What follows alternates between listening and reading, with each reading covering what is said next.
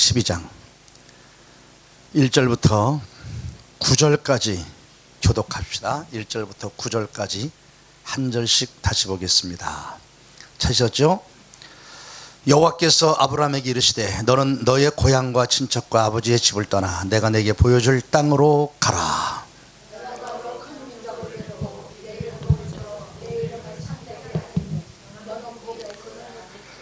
너를 축복하는 자에게는 내가 복을 내리고 너를 저주하는 자에게는 내가 저주하리니 땅의 모든 족속이 너로 말미암아 복을 얻을 것이라 하신지라.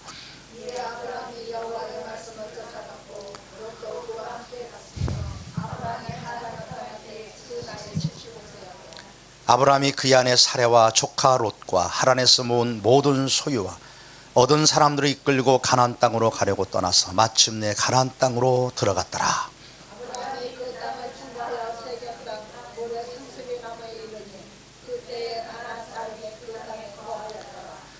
여호와께서 아브라함에게 나타나 이르시되 내가 이 땅을 네 자손에게 주리라 하신지라. 자기에게 나타나신 여호와께 그가 그곳에서 제단을 쌓고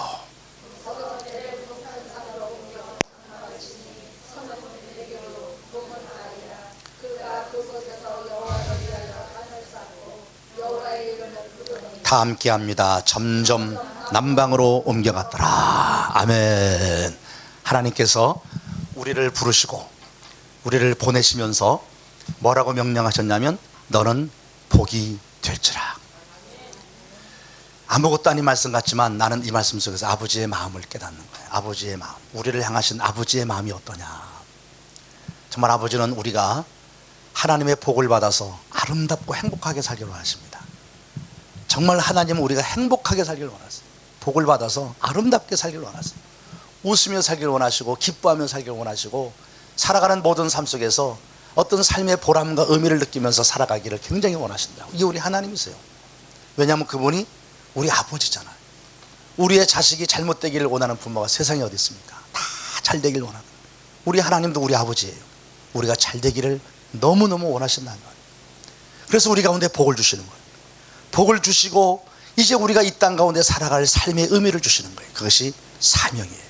그래서 어제 강조했던 게 뭐냐면 하나님의 부르심은 반드시 무엇과 같이 간다?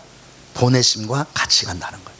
내가 예수 믿고 교회 와서 주님을 섬겨가는 하나님의 자녀가 돼서 내가 복을 받고 나는 정말 행복하게 난 잘 살아요. 요거로 끝나면 안 된다는 거예요. 반드시 이 신앙의 축복의 삶은 뭐와 연결되냐면 하나님을 위해 살아가는, 하나님께서 나를 사용하시고 하나님께서 나를 당신의 나라를 위해서 나를 도구로 쓰시는 그 사명자의 삶으로 내가 살아가는 거예요. 그래서 아버지의 뜻을 우리가 알아가는 거예요. 그래서 특별히 여러분의 부름은 교회를 통해 나타나요. 주님이 왜 이 시대에 우리 교회를 이곳에 세우셨고 우리를 이 교회 다니게 했는가? 왜 이 시대에 우리로 하여금 예수 믿게 하고 김 목사님과 만나게 했을까? 이게 사명이에요. 이게 은혜예요. 그리고 성도가 알아야 될 것은 이 교회라고 하는 것이요, 정말 교회는 중요한 것이에요. 이 교회는 그리스도의 몸입니다. 몸. 맞지요? 우리는 이 몸에 붙어있는 지체입니다. 그래서 주님은 여러분 말씀대로 요한복음 15장에 포도나무 비유를 말씀하시면서 당신은 포도나무고 우리는 가지라 했습니다.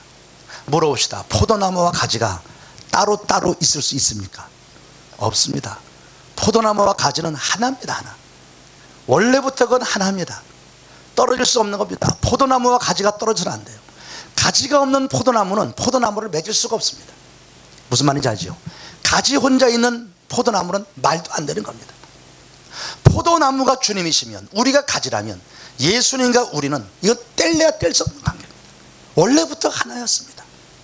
예수님에게 우리가 붙어 있다고 하는데 가지가 떠나가면 주님이 완곡하게 표현하는 거지 떠나갈 수가 없습니다. 이 포도나무의 가지가 이 포도나무에서 떠나간다는 얘기는 누군가에서 잘려지는 거죠. 그럼 죽어버린 거죠. 말 그대로 죽은 거예요. 내가 어제도 잠시 얘기했어요. 우리는 주님 없이 못 살아요. 주님도 우리 없이 못 살아요. 예를 들면 포도나무와 가지라고 했을 때 가지가 없는 포도나무는 포도나무가 아닙니다. 더 이상 열매 없는 포도나무는 주님 자체가 열매 맺을 수 없어요. 가지가 열매를 맺어요. 주님은 우리를 통하여 일하시는 거예요. 그래서 우리를 보내시는 거예요. 이 교회를 통하여서 주님은 우리로 하여금 이 세상에서 열매를 맺으며 주를 위해서 일하게 만드는 거예요. 가만히 생각해 봐요. 포도나무가 가지가 없이 어떻게 열매가 맺냐고. 가지를 통해서 열매를 맺는 거예요. 다시 강조합니다.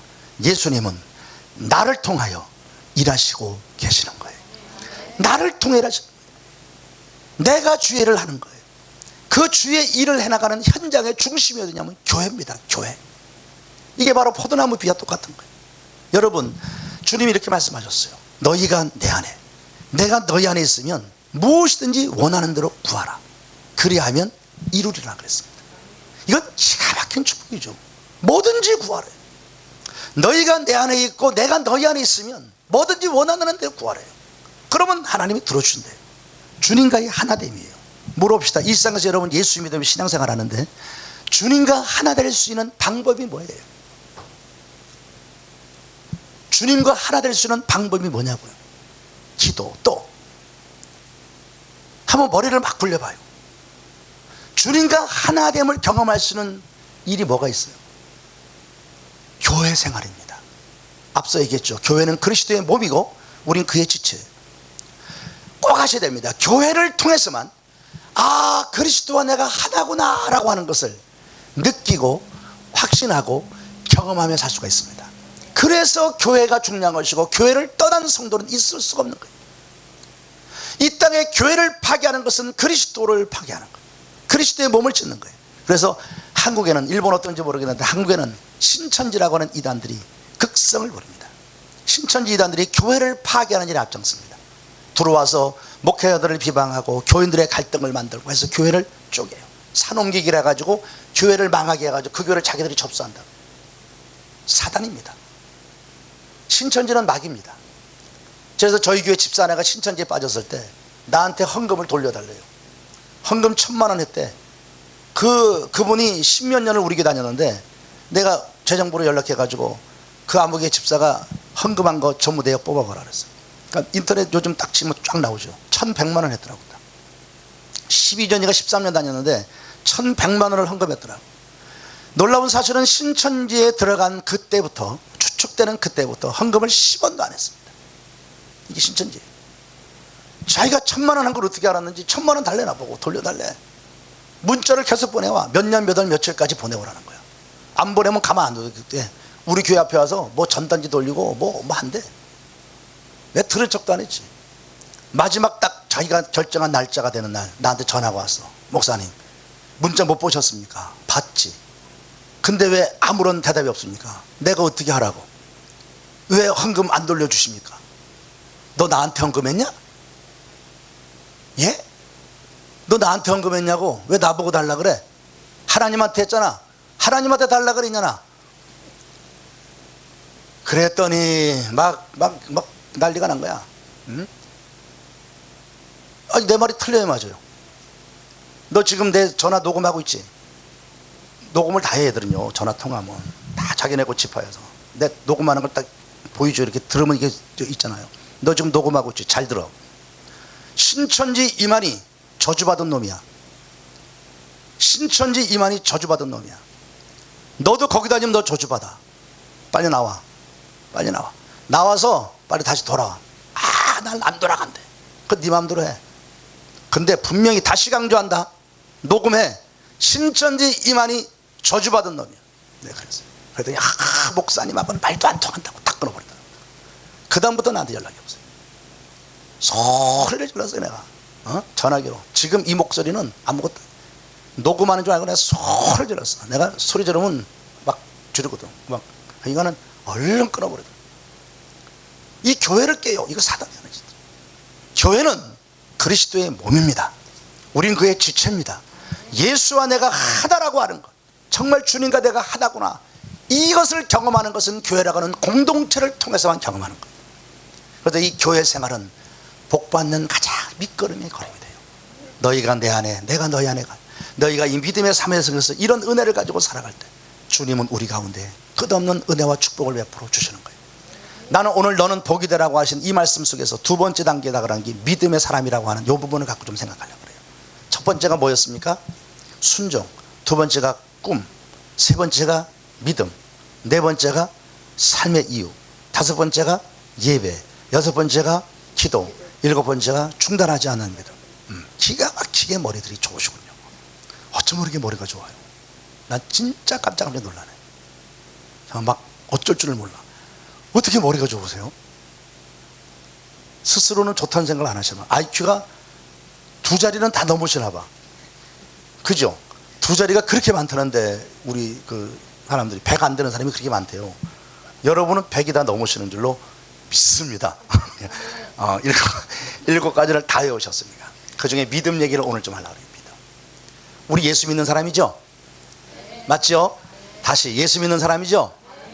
여기 한 가지 질문을 다시 던져봐야 돼요. 나는 어떤 믿음의 사람인가? 나는 교회 오면요 다 똑같은 믿음의 사람인 줄 알았어요. 근데 성경을 가만히 보니까 달라.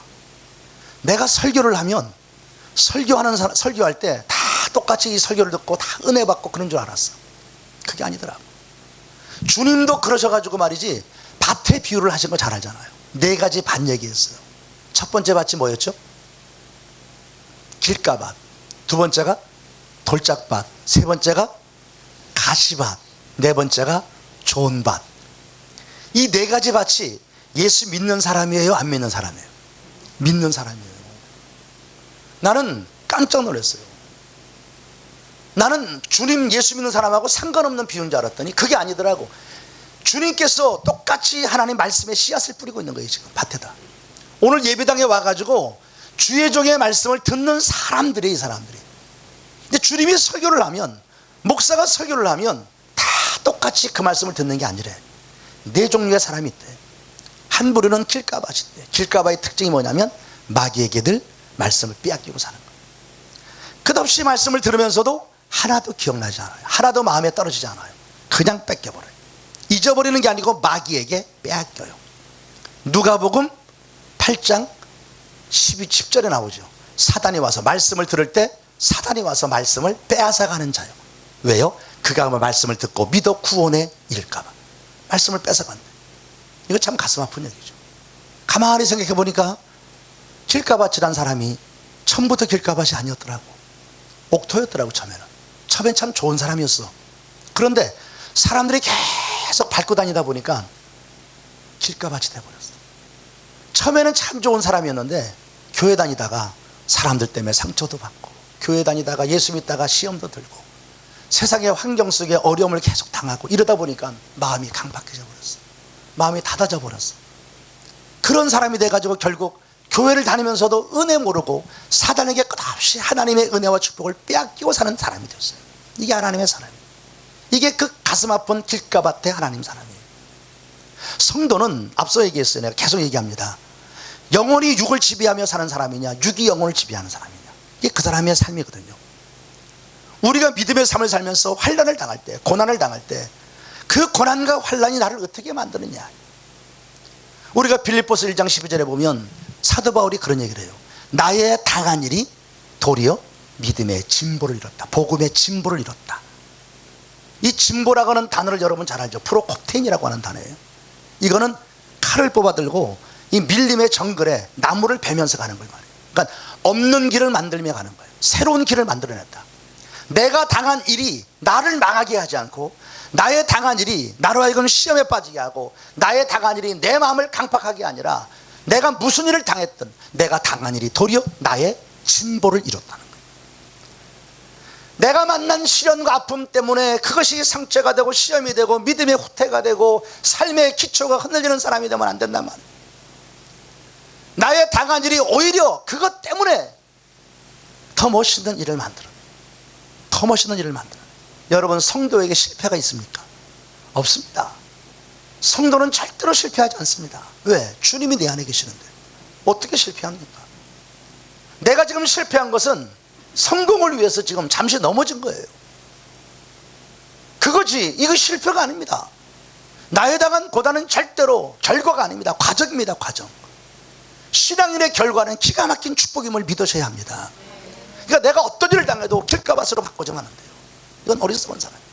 돌짝밭은 뭐라 그랬어요? 감정적이죠. 신앙을 기본으로만 사는 사람이라. 이게 돌짝밭이에요. 믿음의 뿌리가 약한 거예요. 믿음의 뿌리를 못 내려요. 근데 예배당에서 보면 굉장히 은혜가 있는 것 같은데 세상에 나가보면 거기에 휩쓸려가는 사람. 분위기와 거기에 휩쓸려가요. 그러니까 이 분위기 좋은 데 들어오면 거기서 막 은혜스러운데, 세상에 나가서 예수 안 믿는 사람들하고 어울려 다니면 거기 또 어울려 다녀요. 그 다음에 이런 사람의 심각한 문제가 뭐냐면, 예수를 잘 믿는 것 같다가 성경이 그렇게 말하죠. 시험이 오면, 고난이 오면 배신하는 자요. 배신이라는 말을 써요. 그냥 예수 안 믿고 도망가는 게 아니고 배신하는 자요. 배신이라는 말을 써요. 잘 믿은 사람 같았으니까 배신감을 느끼는 거죠. 사람 잘 은혜스럽게 사는 것 같은데 믿음의 깊은 뿌리가 없으니까 주님의 마음이나 주님의 뜻을 모르는 거예요. 그러니까 어떤 시험이나 어려움이나 상처가 오면 목사를 배신하고 교회를 배신하고 은혜를 배신하고 떠나가는 거예요. 배신하는 자유라는 단어를 써요. 세 번째가 가시밭이라는 사람인데, 가시밭. 이게 오늘 교회 안에 있는 얘기예요. 가시라고 하는 것 때문에 이 가시의 뿌리가 얼마나 많이 나가죠. 그래서 가시나무 주위에는 다른 식물이 목 자라잖아요. 뿌리를 너무나 깊이 파고 영양분을 빼가니까. 근데 성경에서 누가복음 8장에서 가시라고 하는 것을 세 종류로 말해요. 첫째가 이생의 염려라 그래요. 마음의 염려와 근심이 가시나무예요. 여러분, 예수 믿는 사람이요, 마음이 어두우면 절대 은혜 못 받습니다. 마음이 우울하고 마음이 슬프고 염려, 근심, 두려움이 있으면 절대로 은혜가 내 안에서 자라질 못합니다. 마음이 우울하니까는 금방 어떤 속에서 감정 때문에 은혜를 받는 것 같지만 이것이 믿음의 뿌리를 못 내리고 열매가 안 나타납니다. 그래서 성경은 늘 말하기를 항상 기뻐하라, 쉬지 말고 기도하라, 범사에 감사라는 말을 쓰는 이유가 그래야 은혜의 사람으로 살아가는 거예요. 희한하죠. 염려 근심하면 기도하는 것 같은데 그 기도가 내게 열매가 안 돼요. 이상해요. 왜 그러느냐? 그것이 가시가 돼서 열매를 거기 뺏겨버려요. 도리어 감사하는 자들이, 힘들어도 감사하고 기뻐하는 자들이 신앙의 변화를 만들어내요. 그래서 끝없이 감사의 능력을 기억해야 되고 기쁨의 축복을 기억해야 돼요. 성도는 그런 마음을 가지고 늘 살아야 돼요. 열려진 마음. 그래서 이생의 염려를 가시라 보고요. 두 번째가 뭐냐면 이생의 즐거움, 이생의 자랑, 이생의 즐거움. 낙을 얘기해요. 낙을. 이 세상에서 육신적인 어떤 즐거움이지, 세상적인 즐거움, 그런 낙을 아직도 예수 믿어도 못 버린 사람들. 그래서 은혜를 받은 것 같은데 그런 시험 때문에 은혜가 금방 쏟아져 버리는 거예요. 그것을 우리는 크게 보면 죄지요. 그 죄라고 하는 것이 결국은 우리로 하여금 하나님의 축복의 열매를 못 맺게, 말씀의 열매를 못 맺게 한단 말이에요. 말씀이 말씀되게 안 되게 된단 말이에요. 결국 말씀을 듣고 살아가려다 죄에 의해서 넘어지는 거예요. 세 번째는 뭐라 그러냐면 재리의 유혹이라 그래요. 재리의 유혹, 돈 욕심. 이 돈 욕심이 있으면, 마음에 물질의 욕심이 있으면, 재물의 욕심이 있으면 은혜가 안 됩니다. 믿음의 생활을 자유롭게 하지 못합니다. 늘 거기에 매이죠. 거기에 민감해지고 계산을 하게 되고 막 그래요. 요걸 세 가지를 가시로 봐요. 마음에 있는 염려, 염려를 죄로 보는 겁니다. 불신앙으로. 두 번째가 세상의 재미, 육신의 즐거움. 세 번째가 돈, 물질. 요 세 가지가 가시예요. 마지막 좋은 밭이 수용성이죠. 말씀을 들을 때 그냥 착하고 좋은 마음으로 받아서 인내하여 열매 맺는 자라. 그렇게 착하고 좋은 마음에 그냥 순수한 거에 받아들이는 거예요. 그러니까 예배당에 보면 믿음의 사람으로 교회를 다니면서도 어떤 믿음의 사람이냐라고 했을 때 네 종류의 밭이 먼저 나와요. 그리고 고린도서 2장 3장에서 사도 바울은 뭘 보냐면 영의 사람이냐, 육의 사람이냐, 육신의 사람이냐. 영의 사람은 성령 충만한 그리스도인이에요. 그죠? 이거 우리가 추구하는 사람이 영의 사람이냐, 육의 사람이냐, 이건 예수 모르는 사람이에요. 육신의 사람이냐, 이건 교회에 왔긴 왔지만 영을 모르는 사람, 성령을 모르는 사람. 그래서 교회 안에서 우리가 막 통성으로 기도하고 막 찬송 부르고 같이 막 어떤 신령한 어떤 은혜 삶을 살면 이걸 이해를 못해요. 뭐 하나님이 귀가 먹어서 뭐 소리를 지르냐, 뭐 어쩌냐. 하나님이 귀 먹은 게 아니라니까. 내가 급해서 그런 거라니까. 우리가 급한 거지 주님은 귀 먹은 거 없어요. 물론 조용히 기도해야 돼요. 근데 기도는 다양성이 있어요. 묵상 기도가 있고 통성 기도가 있어요. 침묵 기도가 있고 속삭이는 기도가 있어요. 때에 따라서 하는 거예요.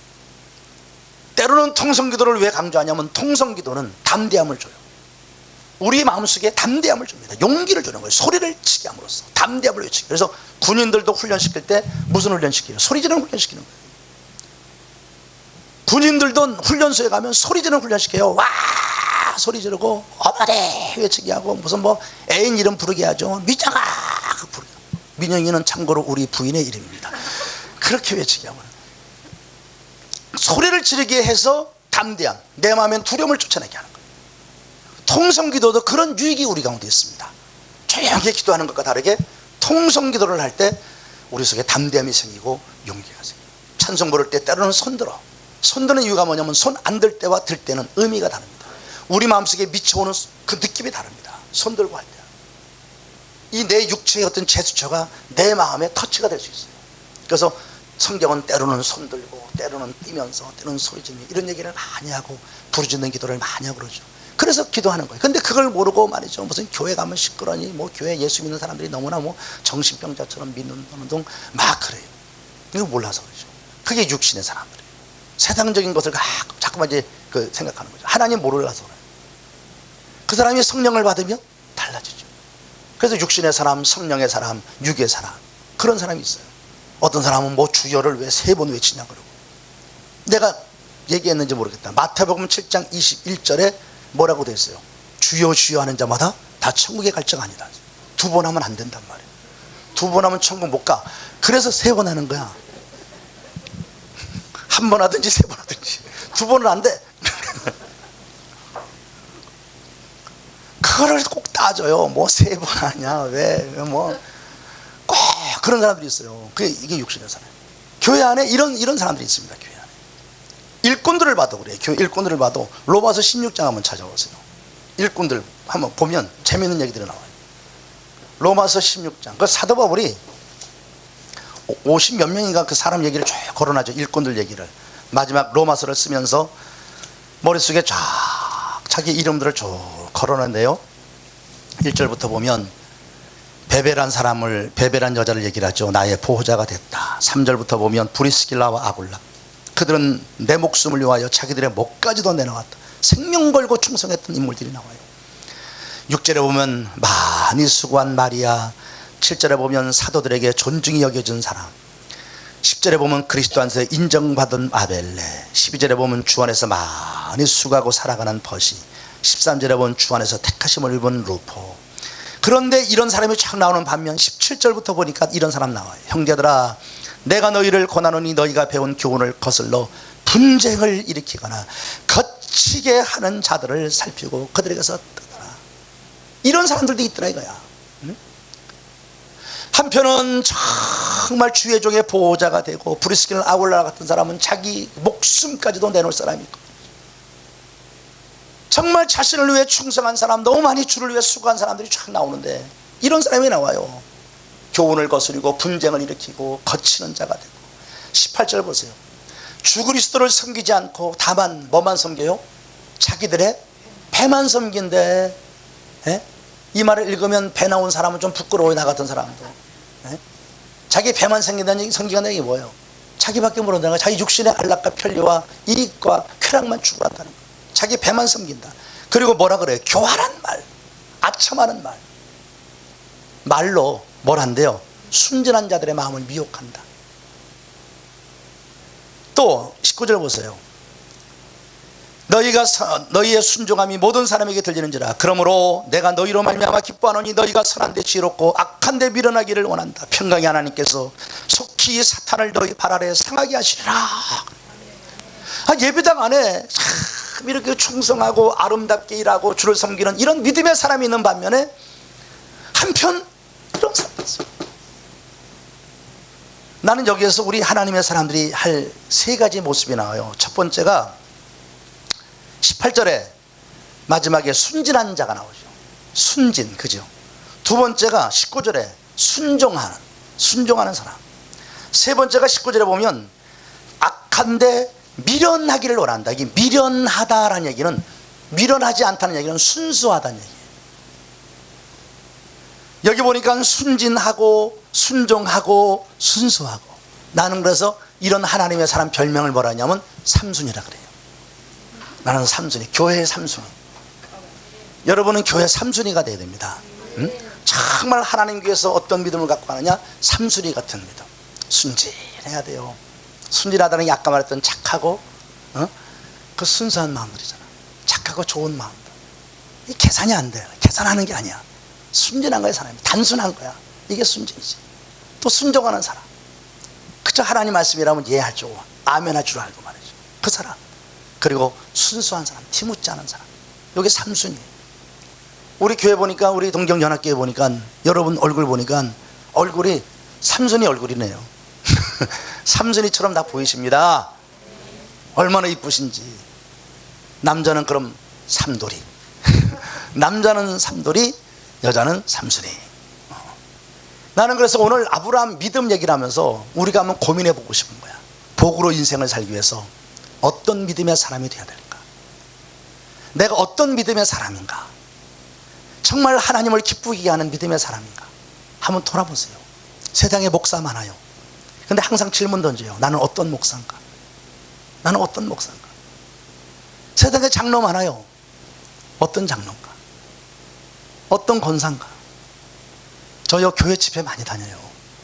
근래 들어서 많이 다니는데 거의 보면은 거의 매주마다 제가 교회를 다녀요. 교회 가서 집회하고 또 돌아오고 집회. 어떤 데는 보따리사 갖고 다니기 진짜 싫어요.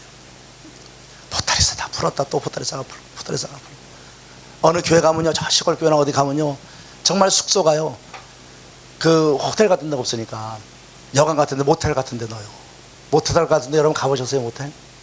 한국 모텔은요, 자가용 들어간 모텔 이렇게 주렁주렁 매달아 놓고요, 응? 그 방에 들어가면요, 왜 이렇게 어두운지, 얼굴 찝찝, 어떤 데 냄새나고, 자면요 막 몸이 가려. 그런데도 막 들어가서 그 숙소를 좀 잘 때 거기밖에 없으니까. 한 번은 저 대전 어딘가 좀 시골 쪽으로 내려갔는데, 기도원다가 온 어떤 젊은 목사인데 총각이 아직까지 나이가 40 몇이라 그래. 근데도 총각이더라고. 나한테 목사님 죄송합니다 그러더니, 왜 그래요 그랬더니, 목사님 숙소를 정하지 못했습니다 그래. 아 이게 무슨 소리야 그랬더니, 저랑 같이 주무셔야 됩니다 그래. 자기 집 방에서 나랑 같이 자다는 거야. 아유 이상한 놈 아니야 이거. 어떡합니까? 가서 잤죠. 손댈까봐 막 겁내면서 잤지. 그런 데도 있고 그래요. 그냥 어떤 할 때 어른한 데로 가죠. 몇 명이 모였던 가고, 어떤 데는 정말 어느 한 번은 기도원 갔더니 정말 5명이 앉아 있는 거야. 기도원 갔더니 5명이 딱 앉아 있는 거야. 5명이 앉아 있는데 딱 기가 막히더라고. 그래, 내가 여기 기도원 원장이 앉아 있길래 기도원 원장한테 내가 이러고 보면서, 아니 무슨 배짱으로 나 불렀어. 그래서 하다 어이가 없어서, 무슨 배짱? 아 목사님 죄송합니다. 사례비라고 주는데 뭐냐, 김 한 박스를 주더라고. 김 한 박스. 목사님 이게 사례비입니다. 자랑할 때 많죠. 그러고 다녀요. 다녀보는데 내가 무슨 얘기 하려냐면, 어느 교회 가보면 정말 눈물나게 감사한 일꾼들이 있습니다. 정말 장로님들, 권사님들, 이런 분들 참 헌신하는 분들이 있어요.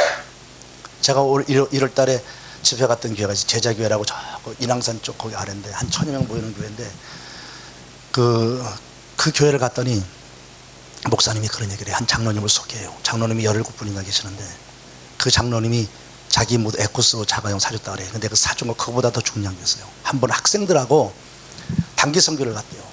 학생들하고 단기 선교를 갔다가 이제 밤비행기를 타고 돌아오는데, 해가 아침녘에 이제 화장실을 가고 싶어갖고 화장실을 가려고 그러니까 뒷자리에 앉았던 장로님이 얼른 일어나 나오더니, 목사님 화장실 가시게요 그러더래.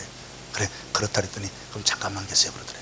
그러더니 자기가 먼저 화장실에 가가지고 화장실 청소를 다 해놓고, 변기 청소를 다 하고 여기저기 청소를 다 해놓고요, 그러고서는 목사님한테 와서, 이제 목사님 들어가세요 그러더래. 자기보다 나이가 훨씬 많은 장로가, 은퇴가 얼마 안 남은 장로예요. 60 몇 살 된 장로야. 그 장로가 그렇게 자기한테 이렇게 헌신하면서 충성을 받는, 목사가 감동을 받는 그런 장로도 있어요. 그런 장로도 있는 반면에, 또 어떤 장로는 그 목사님이 하는 얘기야. 자기네 노예에 속한 그 장로인데, 자기 교회 장로가 처음 장로가 돼서 그 장로에 한번 하도 오라 그래서 갔대요. 갔더니 그 장로 회장이라는 사람이 자기한테 그러더래. 장로한테 뭐라 그러냐면, 그 장로님 교회 머슴은 어떻게 얼마나 줘요? 그러더래. 목사님을 머슴이라 그래. 머슴을 얼마나 주냐 그러더래. 이게 장로님 와서 그걸 일러가지고, 이 목사님이 화가 나가지고 그 장로한테 전화해가지고 말이지, 장로에 다 없애버리라고. 난리를 한번 폈대요. 우리나라의 그 통합 측 그 교단의 장로님들은 특히 그런 게 많아요. 그 장로에 가면 유명합니다. 머슴이라는 적이 보통이고요, 강아지라 그래요. 강아지라. 너희 집 강아지 잘 있냐? 자기들끼리 그래요. 이건 실제적인 얘기들이에요. 그게 만드는 얘기 아니고. 그런 장로들도 있어요. 응?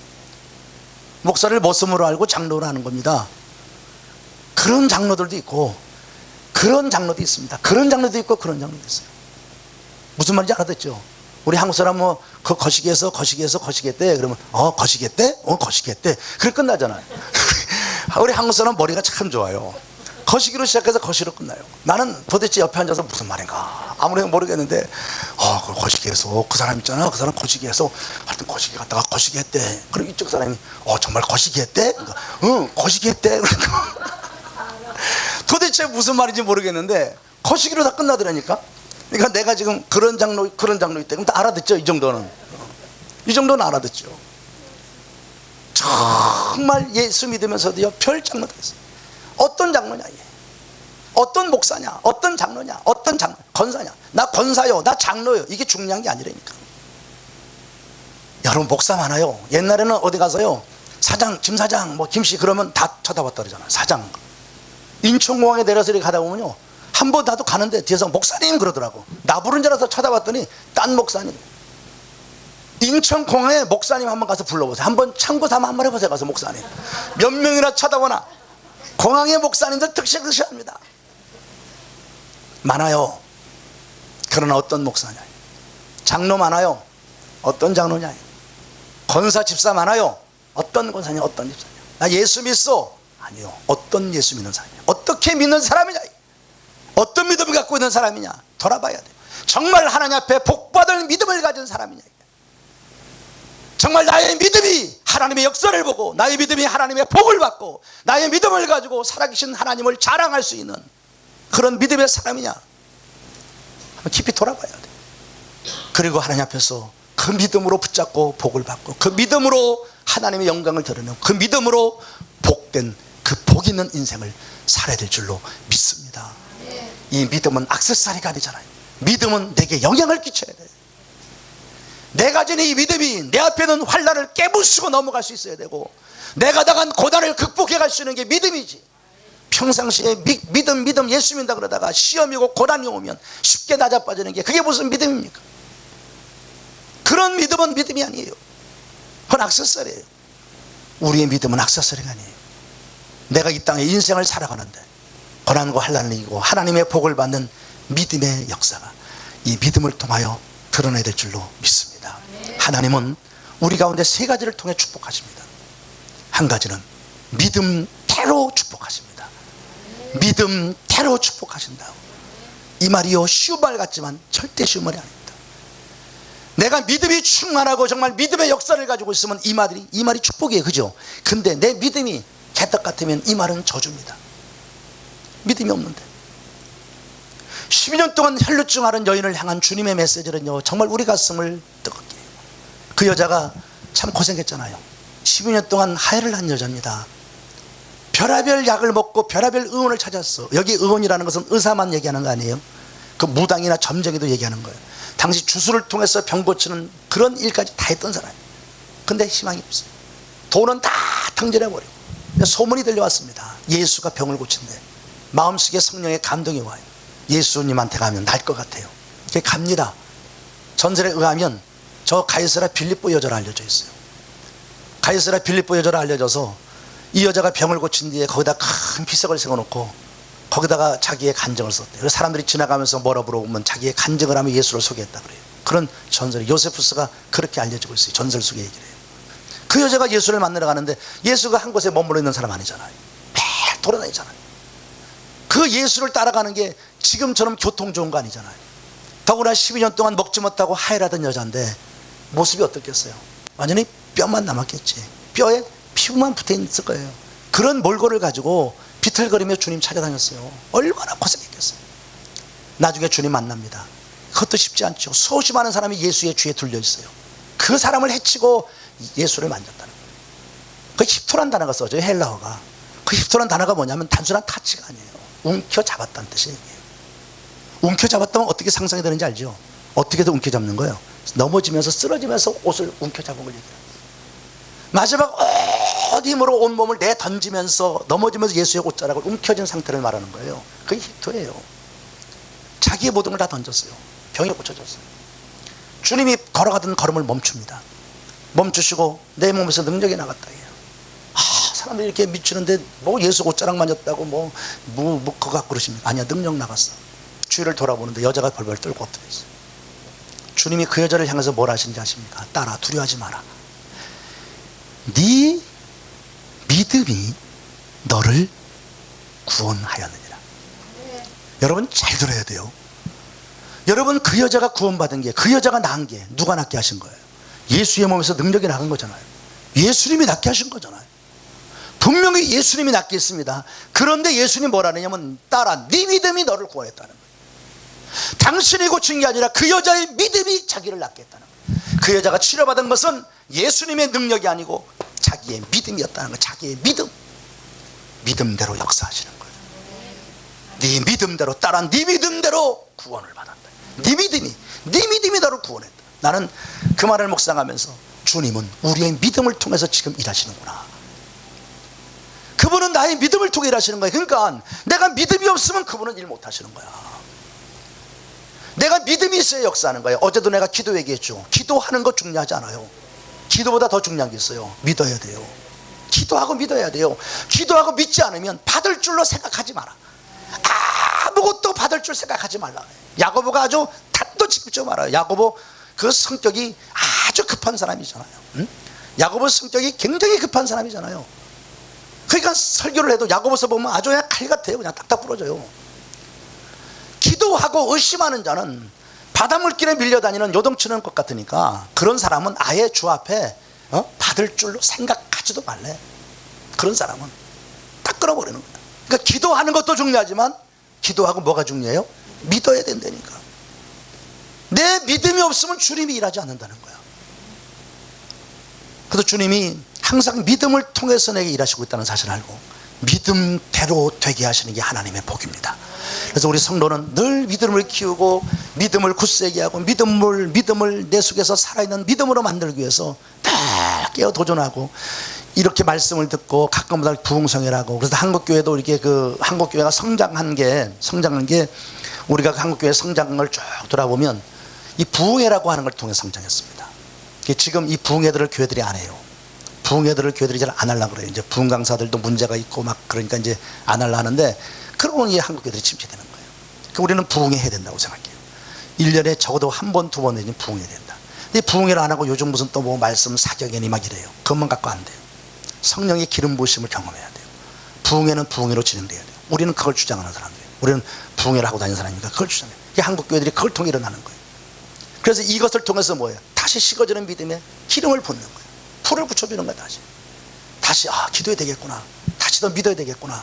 다시 내가 이렇게 해야 되겠구나. 그런 용기와 그런 도전들을 일으키는 것이 이런 시간들이잖아요.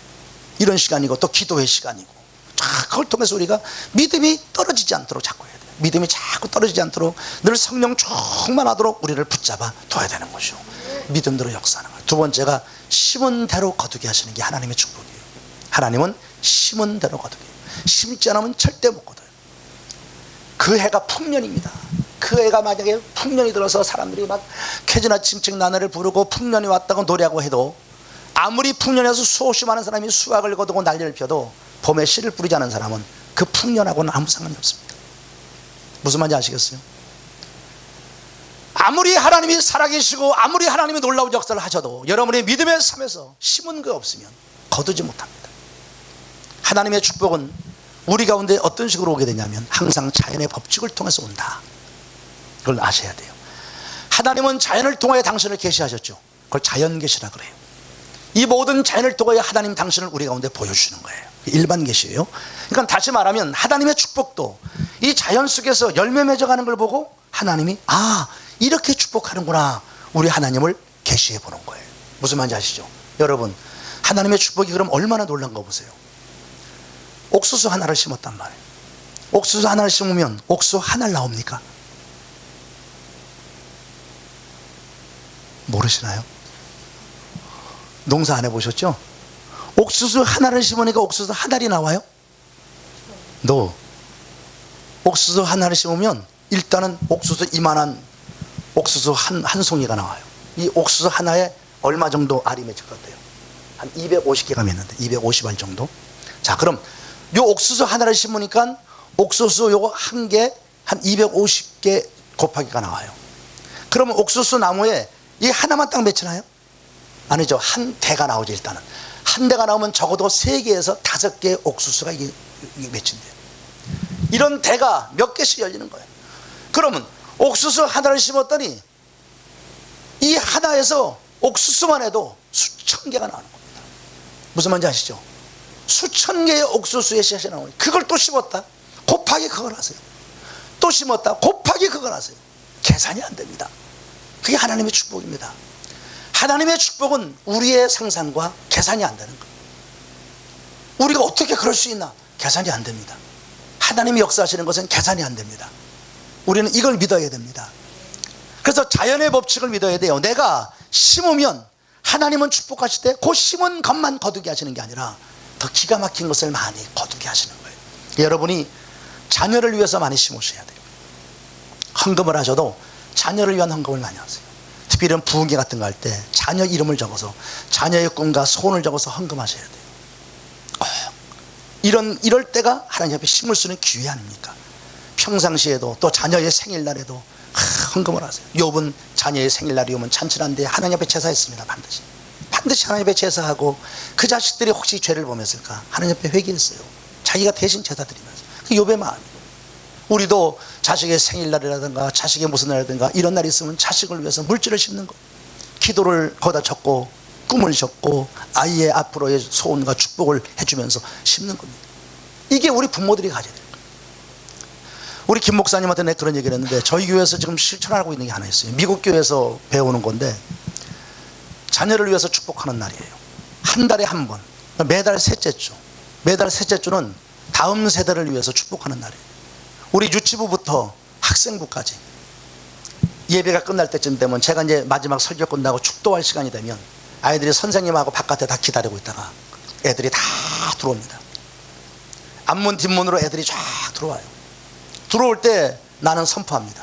이 아들 중에서 유명한 정치인이 나오고 유명한 예술인이 나오고 유명한 과학자가 나오고 목사가 나오고 선교사가 나오고 이 아이들 중에서 위대한 거부가 나오고 경영인이 나올 것이고 노벨상을 받는 사람들이 나올 것이고 선포해요.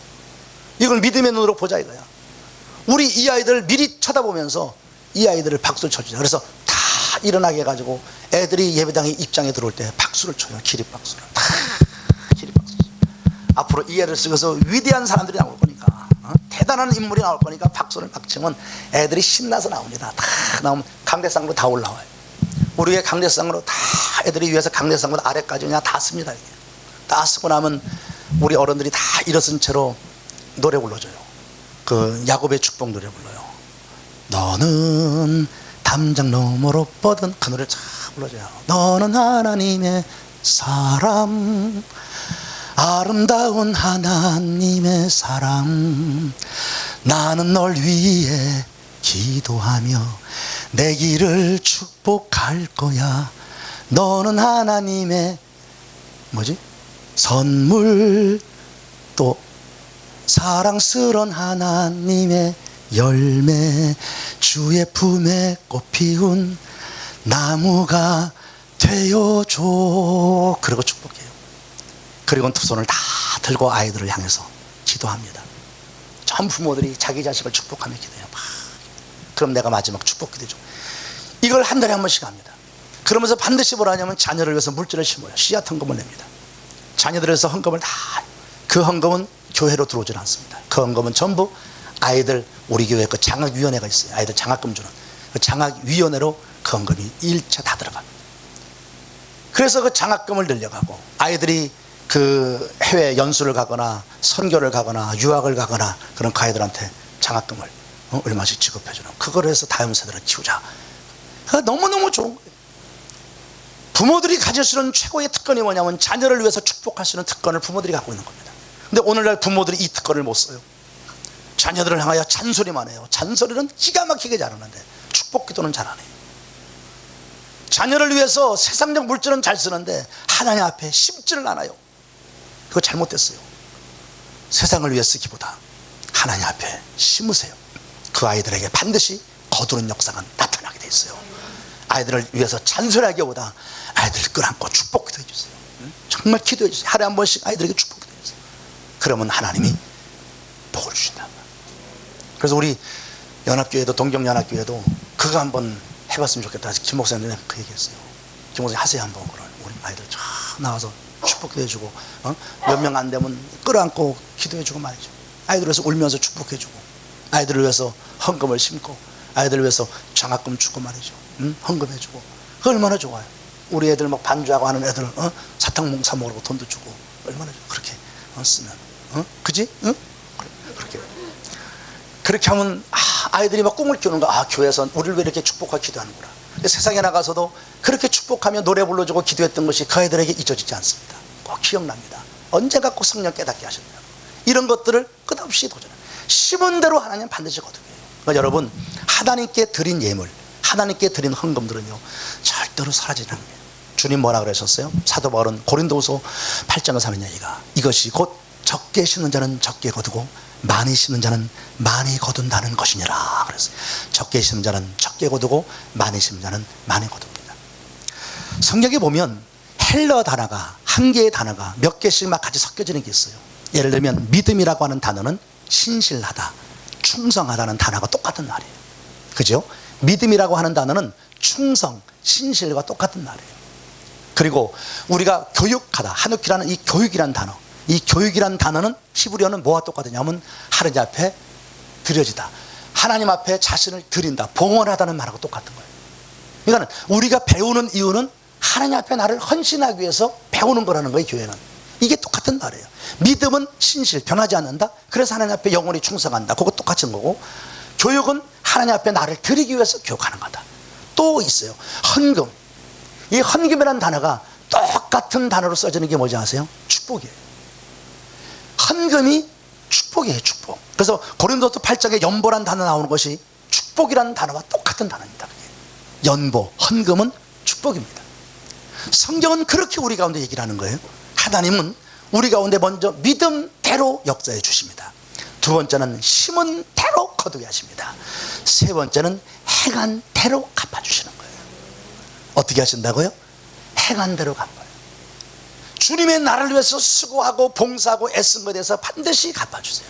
그래서 히브리서자는 에녹의 이야기를 하면서 뭐라 그래요? 하나님께 나가는 자는 반드시 그가 살아계신 것과 그분은 존재하시다는 거죠.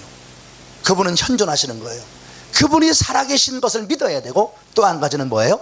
자기를 찾는 자들에게 뭐 주시는? 상 주시는 분이심을 믿어야 될 테니라 그래요.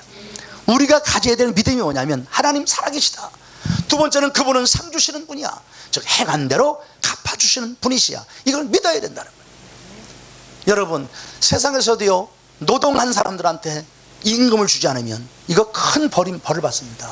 큰 잘못입니다. 임금 체불은요, 저희 교회 한 집사님이 사업을 하고 이 노동 저기 하다가 그 임금 체불이 안 됐다 그래가지고, 그 임금 체불됐다 해가지고 한번 혼난 적이 있어요. 그 외국에서 온 노동자들 있잖아요. 이 사람들 무슨 뭐 보험을 다 들어야 되는데 관례적으로 보험을 안 들고 뭐 이렇게 돌려가는 게 있대. 근데 법적으로 그게 들게 돼 있으니까 안 들었다 해가지고 그 대법원까지 재판 올라가가지고요 큰 곤욕을 치러도. 그래서 그 아주 크게 문제가 될 뻔했는데, 그래도 하나님이 기적처럼 대법원에 가서 그것이 뒤집어지게 만들었어요. 대법원에 가서. 저희 안천근 집사라고 우리 뭐 김 목사님 잘 알 거예요. 사업 크게 하다가 대법원에 가서 뒤집어져서 대법원에. 내가 갈보리 기도원 집회 끝나고 내려오니까 전화하더라고. 내려오는데 전화가 왔어요. 목사님, 오늘 대법원에서 뒤집어졌어요. 이건 기적입니다. 대법원에서는 뒤집어지지 않습니다. 웬만하면 법적인 문제 갖고 다루는 거기 때문에. 근데 뒤집어졌어요. 그것이 판례의 첫 번째 판례가 돼갖고 그 줄줄이 그 뒤에 있는 재판들이 다 승소를 하게 됐어요. 임금 체불 큰 벌이에요. 하나님의 나라를 위해서, 주의 몸된 교회를 위해서 수고하는 것, 주의 나라의 노동인 줄 믿으셔야 돼요. 주님 임금 체불 없으십니다. 임금 체불 안 하세요. 주님은요 반드시 갚아주세요. 여러분이 주를 위해서 수고하고 봉사하고 애쓰고 이런 시간 늦게 와서 충성하는 거 반드시 갚아요. 우리 아이들 여기 와서 피아노 치고 반주하고 같이 찬양하고, 이 아이들 앞으로 하나님이 꼭 축복한다. 응? 요 새 아이, 우리 새 딸들, 우리 딸들 얼마나 이뻐요. 눈이 저렇게 딸막딸막 얼마나 이뻐요. 설교 들으면서 조는 것도 이뻐. 너희들 막 우리 아이들 셋이 진짜 이쁩니다. 축복해 줘야 돼요. 정말 얼마나 예쁜지 몰라요. 하나님이 아이들의 수고를 반드시 기억하시고 갚아주십니다. 앞으로 정말 좋은 일이 있을 거야. 너희들 좋은 신랑 만날 거고 정말 좋을 거야. 그때 나를 잊지 마라. 정말 이 하나님이 기억하십니다. 우리 교회를 위해서 여러분 봉사하고 애쓰는 거 꼭 기억하세요. 절대 주님은 잊어버리지 않아요. 절대로 임금체불 없어요. 당장은 아닌 것 같지만 하나님이 반드시 갚아주세요. 행한 대로 갚아주신다. 하나님 반드시 상 주신다. 이게 하나님의 축복이에요. 그래서 우리는 이런 믿음을 가지고 도전해 갈 때 하나님께서는 우리 가운데 복을 주셔서 복으로의 인생을 살 수 있도록 만들어주는 거예요. 난 오늘 이 시간 먼저 여러분과 더불어 먼저 던져본 게 뭐냐면 어떤 믿음이냐는 거예요. 내 갖고 있는 믿음이 어떤 믿음이냐, 이걸 여러분이 다시 한번 깊이 좀 점검하고 생각해 보자 이 말. 우리가 교회를 하면서 믿음의 사람들과 더불어 함께 은혜의 삶을 살아가면서 보면요, 정말 어떤 데는 눈물 나는 고백들이 많아요. 한번 저희 교회 우리 사모님이랑 우리 김 목사님 아주 잘 아는 김옥권사예요. 김옥권사. 이분들이 우리 교회에서 처음 자가정이 있었고 괜찮게 살았어요. 그러다가 IMF가 오면서 쫄딱 망했습니다. 완전히 망했어요. 아니 밑바닥에 나가서 방이 없어갖고 그 사무실 이런 상가 같은 데 얻어갖고 상가에 비닐을 깔고 전기장판 깔고 딸애가 둘이 있는데 걔들 데리고 살았습니다. 참 비참하게 살았습니다. 그러다가 연립주택 지하 단칸방으로 들어갔어요. 지하 단칸방에 들어가가지고 고생하면서 자기들 나름대로 뭐 하려고 하면서 살았어요. 그러다가 단칸방에 지하방에 살다가 다시 지상으로 좀 올라가려고, 애들이 있으니까 지하에 사니까 너무 힘드니까, 그래서 뭘 했냐면 이 김옥권사가 그때 집사했대요. 개를 보았어요. 개를 보면 개똥 붙다가 뭐 제비를 뽑으면은 당첨되면 미리 타잖아요, 그죠? 제비를 뽑아갖고 1,000만 원을 받았어요. 이 1,000만 원 가지고 지상으로 집을 얻어가려고. 금요일 날이었습니다. 그때 우리가 김 목사가 왔을 땐가, 우리 누가 왔을 땐가, 일본에서 누군가 왔을 땐데 금요기도였어요. 그때 내 사무실에서 얘기하고 앉아 있는데 뭐를 두드려요. 그래서 왜 누구냐 보니까는 우리 김 권사예요. 왜 그러냐니까, 목사님 잠깐만요, 들어와. 그래서 손님도 있고 그러니까 뭐 들어왔어. 봉투를 또 꺼내가지고 내 앞에 딱 놔.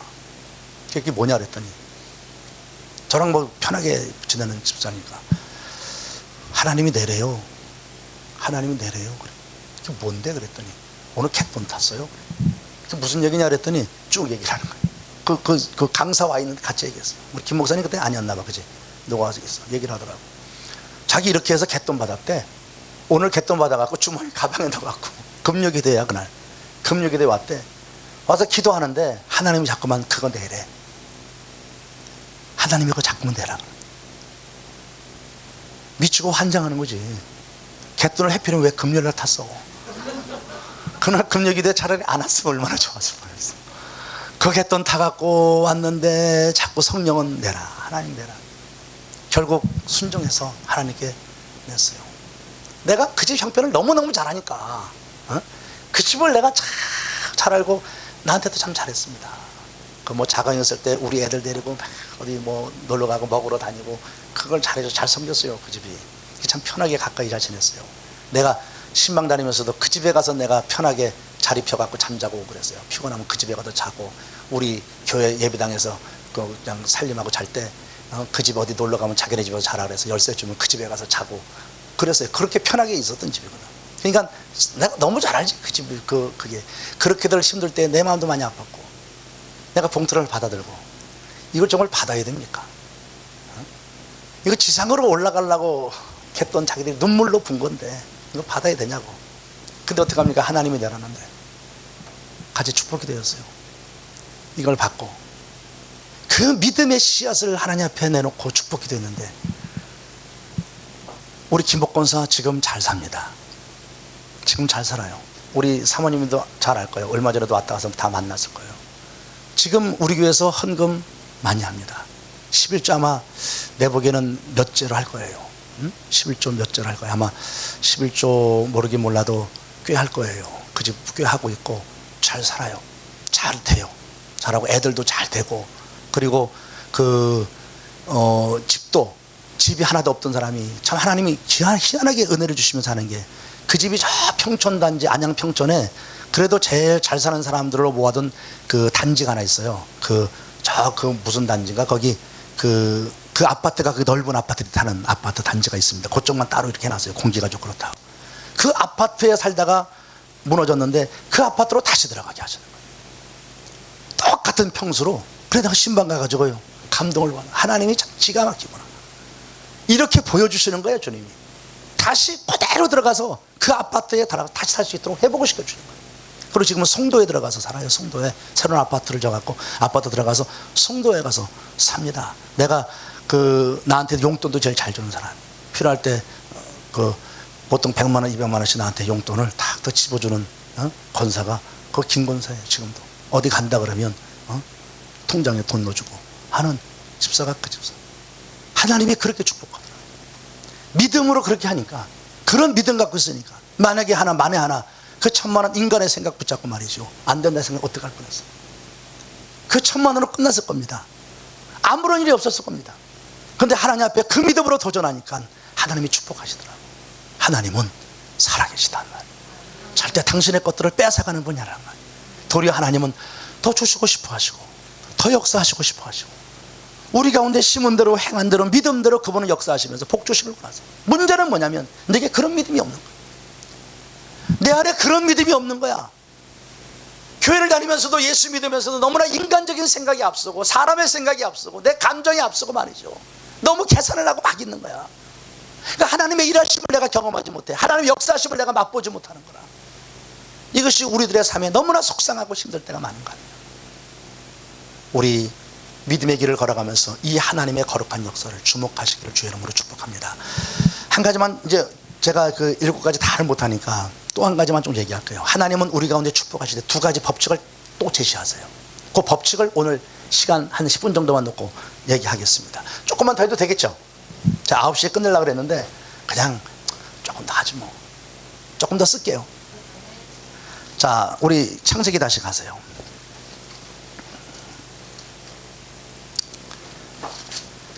창세기 13장 갑시다. 창세기 13장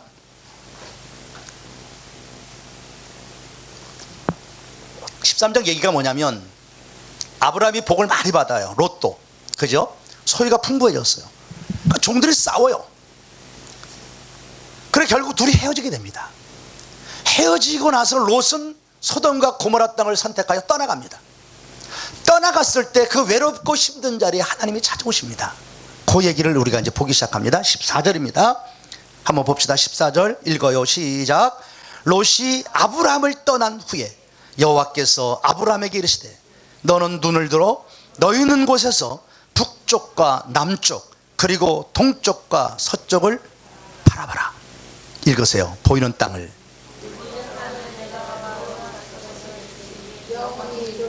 여기 중요한 게 한 가지 나와요. 하나님이 주리라는 말을 2번 합니다.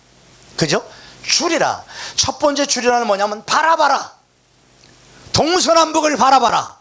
네가 바라보는 것을 내가 너에게 주리라. 두 번째 17절. 너는 일어나라. 그 땅을 정과 행으로 두루 다녀보라. 내가 그것을 내게 주리라. 자, 2번 주리라가 나와요. 여기 하나님의 축복을 받는 법칙 2가지라고 난 믿어요. 한 가지가 바라봄의 법칙이에요. 내가 믿음으로 바라보고 그것을 꿈을 꾸고 그것이 내 가슴 속에 살아서 꿈틀거리고 도전해 갈 때 네가 바라본 그것을 너에게 주리라 그래요. 그래서 성도는 꿈을 꿔야 돼요. 비전을 가져야 돼요. 오늘의 나의 문제를 보면 안 돼요. 환경을 보면 안 돼요. 떠나간 롯을 바라보고 떠나간 롯의 자리만 바라보면서 그 빈자리를 바라보면서 외롭고 섭섭하고 슬프고 두렵고 이제는 혼자 남은 외로움 속에 빠져있는 롯을 향하여, 야, 그거 보지 마. 빈자리 보지 마. 롯이 떠나간 자리 보지 말고 눈을 들어서 뭘 봐라? 동쪽 서쪽 남쪽 북쪽 사방을 두루 쳐다봐라. 하나님이 주시려고 하는 그 꿈을 꾸면서 하나님의 땅을 바라보라는 거예요. 그것을 너에게 주리라. 여러분, 바라봄의 법칙이 얼마나 중요한지 아십니까? 믿음의 길을 걸어가면서 무엇을 보느냐가 그 사람입니다. 무엇을 보고 사느냐가 그 사람의 신앙입니다. 우리는 하나님만이 내 바라봄의 법칙임을 믿으셔야 돼요. 바라봄의 대상은 하나님이에요. 바라봄의 대상은 하나님이신 꿈이란 말이야. 문제 보지 마세요. 환경 보지 마세요. 사람 보지 마세요. 자기도 보지 마세요. 환경 보면 두려워져. 자기 보면 실망해. 다른 사람 보면 상처받아. 문제 보면 힘들고 염려만 들어와. 나는 그러나 하나님을 바라볼 때, 나를 사랑하는 주님을 바라볼 때, 나를 보고 웃으시고 힘주시는 주님 바라볼 때 우리 일어날 수 있어요. 제가 지난번 와서 이 얘기한 것 같아요. 여러분, 우리 기도할 때 두 눈 갖고 합니다. 왜 감습니까? 왜 감습니까? Why? 왜 감아요? 그렇죠. 우리가 눈을 감는 이유는 주님, 나 저 문제 안 보겠습니다. 나 속상해가는 저 사람도 보지 않겠습니다. 초라한 나도 안 보겠습니다. 환경도 안 보겠습니다. 그래서 눈을 찔끔 감는 겁니다. 안 봐요, 주님. 그러나 감는 것으로 끝나잖아요. 우리는 믿음의 눈을 떠야 되는 거예요. 기도하는 시간은 영의 눈을 뜨고 믿음의 눈을 뜨고 주님만 바라보는 거예요. 주님을 바라보는 거예요. 그래서 성도가 기도를 많이 하면 환경을 보지 않고 주님을 보는 시간을 계속 갖기 때문에 그가 기도할 때 소망을 갖습니다. 그래서 기도하면 소망이 생기는 거고, 기도하면 용기가 생기는 거고, 기도하면 담대함이 생기는 거고, 기도하면 꿈이 보이는 거예요. 하나님 보니까. 나는 믿음의 역사가 언제 일어난다고 보냐면 하나님의 눈과 내 눈이 마주칠 때 일어난다고 봐요. 주님은 끝없이 나를 보고 계셨잖아요. 그런데 나는 세상만 보고 산다. 주님을 외롭게 만드는 거예요. 그러다가 기도하면서 세상 거 보지 않고, 사람 보지 않고, 환경 문제 안 보고, 나도 안 보고, 눈 칠끔 감고 영의 눈을 뜨고 믿음의 눈을 뜨고 주님을 바라보는 순간 나를 보고 계시는 주님의 눈과 나의 눈이 탁 마주치는 거예요. 그때 우리의 가슴에는 뜨거움이 생기는 거예요. 거기에 기적이 벌어집니다. 주가 나를 보고 있는 이 사실을 내가 느낄 때, 그분의 눈길과 나의 눈이 그때 스파크가 일어날 때 믿음의 기적이 일어나요. 근데 우리의 삶이 아무런 일이 안 나는 것은 하나님은 나를 계속 보고 있는데 나는 딴 데만 보고 다니는 거예요. 나는 딴 것만 보고 다녀요. 대부분 우리의 신앙이 이러기 때문에 내 삶에 아무런 일이 안 일어나는 거예요. 담대의 눈을 감고 주님을 바라볼 때 주님이 나를 보고 계심을 합니다.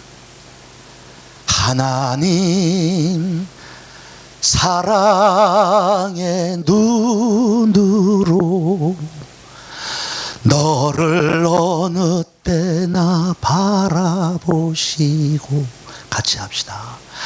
하나님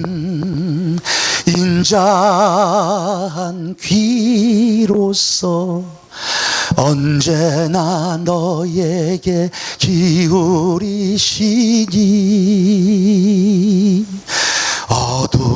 어둠에 밝은 빛을 비춰주시고 너의 작은 신음에도 응답하시니 너는 어느 곳에 있든지 주를 향하고 주만 바라볼지라.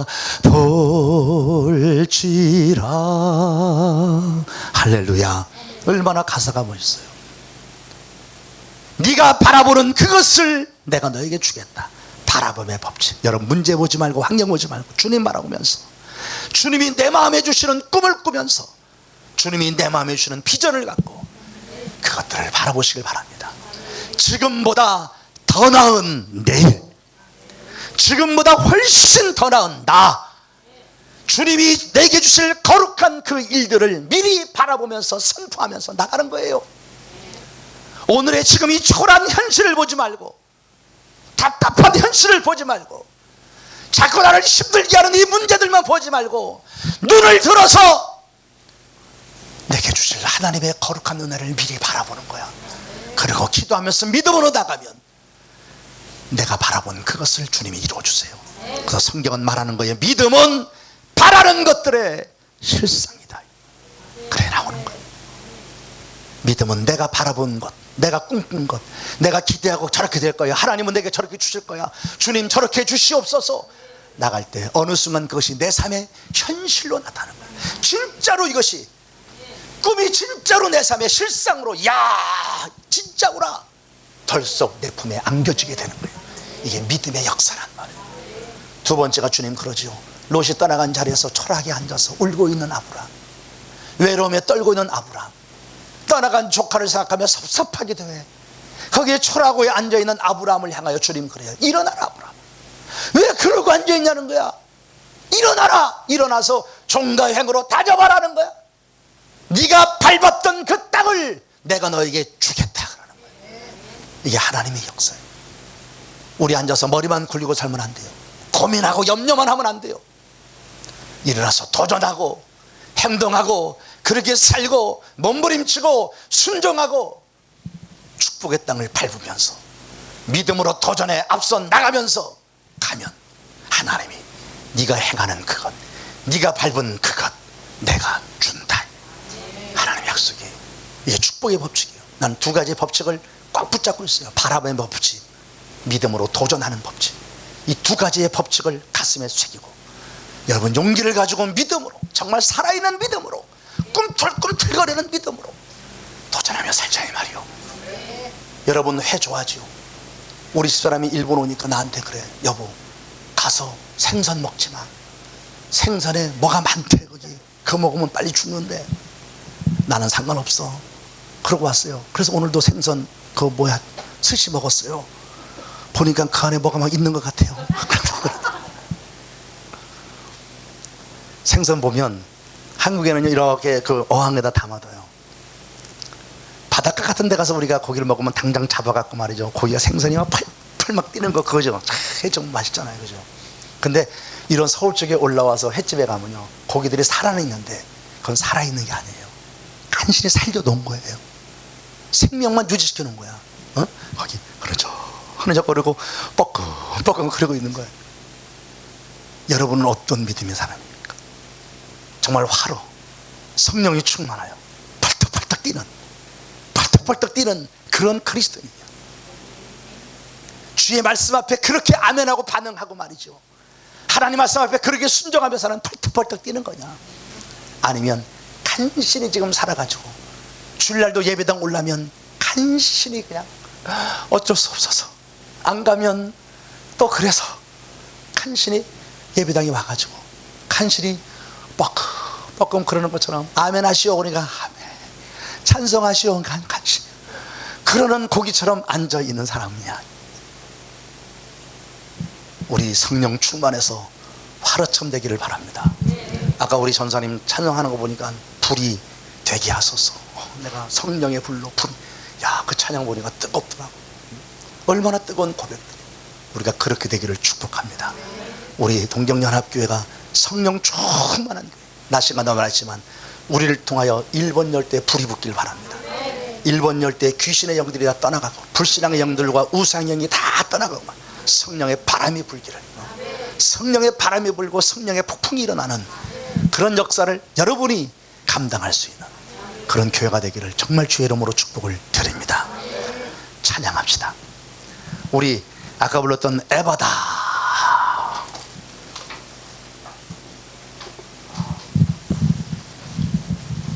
전사님 마이크 잡고 에바다 같이 불러주세요.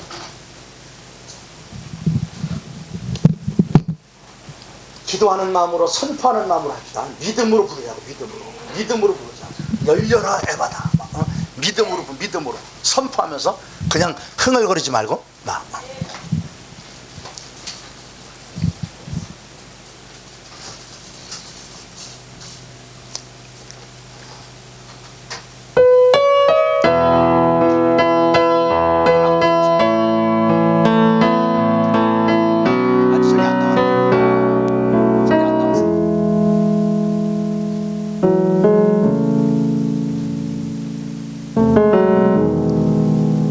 나오나 봐요.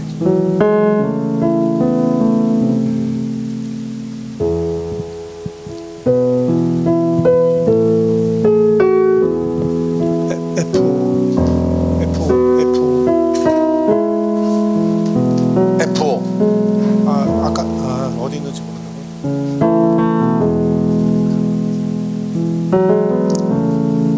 없으면 하지 말지 뭐. 에바다. 에바다.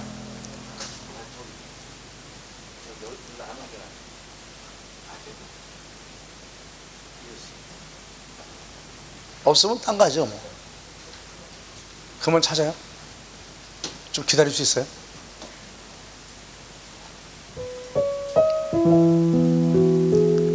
내일 새벽에는 시편 1편 갖고 얘기할 거예요. 내일 새벽에는 시편 1편 가지고 복에 대한 얘기를 다시 할 거예요. 복에 대한 얘기를 할 거니까 내일 새벽에 또 오시고. 그리고 집회를 내가 여러 일 하다 보니까 어디서 뭐 했는지 제 생각이 안 나요. 여기 와서도 했던 얘기 또 할 때도 있어요. 그죠? 내가 했던 얘기 또 하고 막 그럴 거예요. 그래도 새롭게 들으시는 것 같아서 기분이 좋아요. 늘 새롭게 했던 것도 하고 했던 것도 해도 새롭게 듣고. 내일은 새벽에 시편 1편입니다.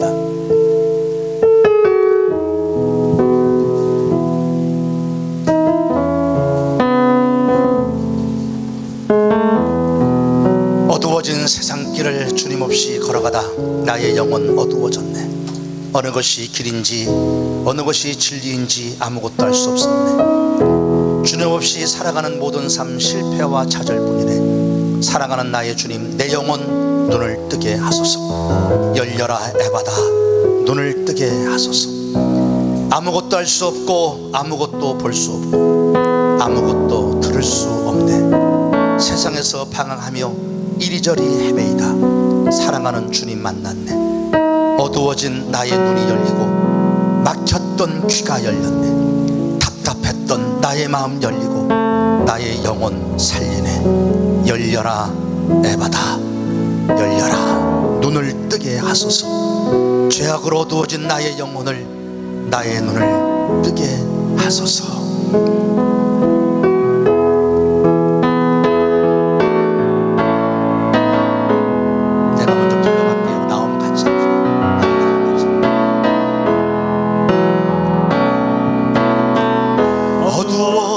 세상 길을 주님 없이 걸어가다 나의 영혼 어두워졌네.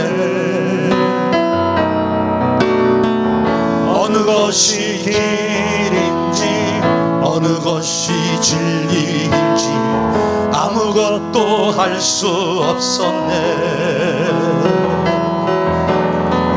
주님 없이 살아가는 모든 삶 실패와 좌절뿐이네. 사랑하는 나의 주님 내 영혼 눈을 뜨게 하소서. 열려라 해마다 열려라 눈을 뜨게 하소서. 죄악으로 어두워진 나의 영혼 나의 눈을 뜨게 하소서. 박수하면서 합시다. 아무것도 알 수 없고 아무것도 알 수 없고 아무것도 볼 수 없고 아무것도 들을 수 없네. 아버지, 세상에서 방황하며 이리저리 헤매이다 사랑하는 주님 만났네. 어두워진 나의 눈이 아멘. 막혔던 귀가 열렸네. 답답했던 나의 마음 열리고 나의 영혼 살리네. 열려라 해마다 열려라 주여 눈을 뜨게 하소서. 죄악으로 어두워진 나의 영혼을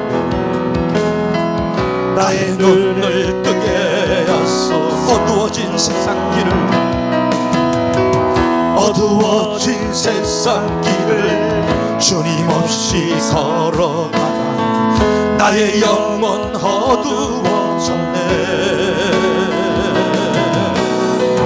어느 것이 길인지 어느 것이 진리인지 아무것도 알 수 없었네.